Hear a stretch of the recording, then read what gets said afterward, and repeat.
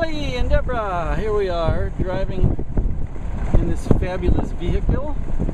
As you noted earlier, the Speedo head is making the noise, so that will require removing the entire instrument cluster and sending it off for repair. That will disable the car because the oil pressure gauge and the temperature gauge comes with.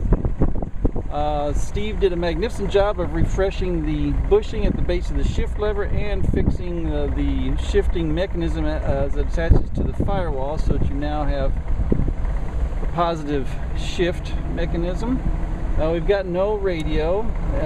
This is not the original radio. This is a stereo transistor. The original was tube and would operate on a speaker. We've got a electric switch for the power antenna, which ordinarily would have been powered off of the original radio, but they've got a switch down here for some reason. But it doesn't matter. The antenna is broken, so we can get you another power antenna to put in there. The car starts very nicely, and this seat that I am sitting in is got some issues that allow it to move while you're in making turns. We put oil in the water pump. It was dry. Aired up the tires, changed the oil. It was very sludgy.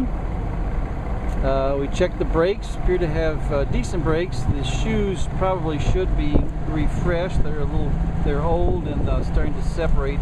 The lining separate from the base.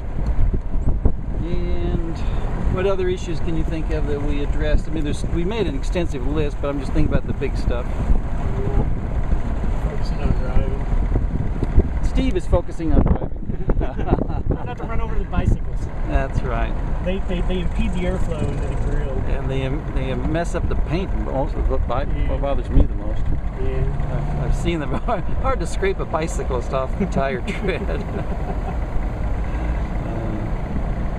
So we've got a really super fine, very rare vehicle, and you'll see that you got room for people back there. They would be short-legged people, but they would actually move the seats forward. We have the seats really far back. There's so much room in here, it's like sitting in your living room. But you move the seats up and you'll have room for 2 to 3 adults back there. I think it's very cool. Very cool. I do too. I like it. There you go. Steve gives his seal of approval. And I've never seen him act like a seal before, but he did a good job.